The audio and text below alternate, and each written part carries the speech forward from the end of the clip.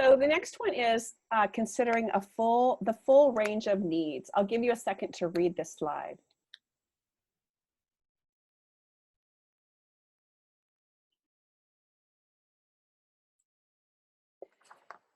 IDEA says that teams need to consider the entire school day, not just after the bell rings and after they leave their special education class, but the entire day. So that would include any time outside of the classroom.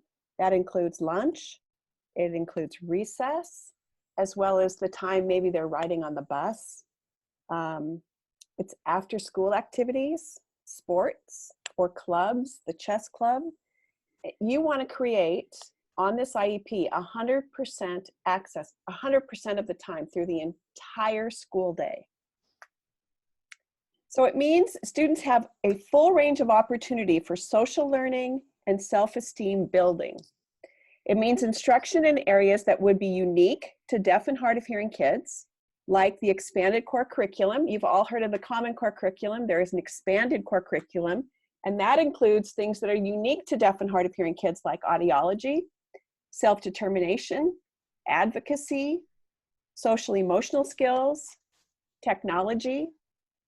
IEP teams must consider the quality and also the quantity of friendships at school, students' social emotional well-being, a child's counseling and health service needs, access during assemblies like captioning or using an FM system for a guest speaker, for accommodations on field trips, making sure that there are interpreters on field trips, or that they have the FM system is given to the person that is maybe leading a tour or the one that's in charge. So all of those things are what we want to consider. No issue is too small. They deserve access in every single situation that they're in.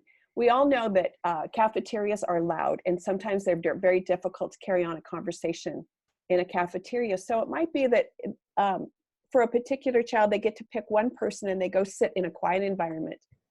And with their friend, they get to eat lunch. Sometimes the principal will do that. Sometimes it will be a counselor. Sometimes it's classroom teacher, but they get to pick someone so that they can have a social situation just like every other child, but they can actually communicate and listen. There's interpreters for their sports teams, for their football team, for their basketball team. There's always fun stories about interpreters learning themselves how to play football so that they can interpret for kids as they're learning how to play the different sports. So what kinds of things, other than we've kind of mentioned a few, but what other kinds of things can you do to accommodate on an IEP access throughout the entire day? And use of visual supplements. So that might be something like the teacher's PowerPoint presentation that's printed. It might mean that anything that the teacher that's being written down on the board, somebody copies for the deaf student so they can pay attention visually and not have to try to take notes and watch at the same time, which is difficult. There's a lot of songs, especially with younger kids. There's a lot of music that teaches the alphabet, teaches the days of the week, the months of the year, things like that. There's songs that they use to teach those things. Or if they're taking music class, there's songs in there. It's difficult for us hearing people. If you are like me and you listen to the radio, you think you know the words to the song, and then you find out later if they're in print, oh, that's not what it says at all. You need to see it in print, and kids need to see it in print too, so they know exactly the words that everyone is saying.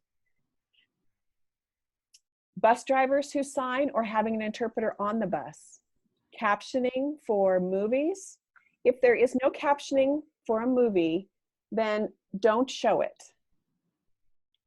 Or have an interpreter interpret it if they can, or sit down with a student and have them watch it ahead of time and talk it over. Find the script for the movie and let them have the script for it.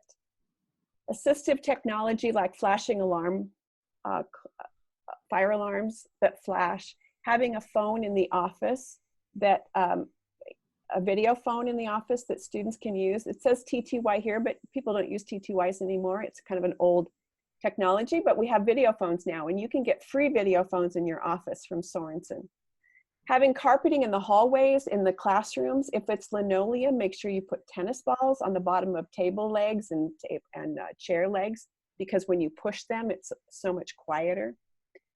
Having FM systems hooked up to a sound system for the assembly, or having the speaker at the assembly wear a personal FM system. Name tags for all students in class for the first couple weeks, or a picture of the child and their name attached to it on the wall, so that the student in class can develop name signs for those kids, and I can identify, even fingerspell, the names of each student in their class.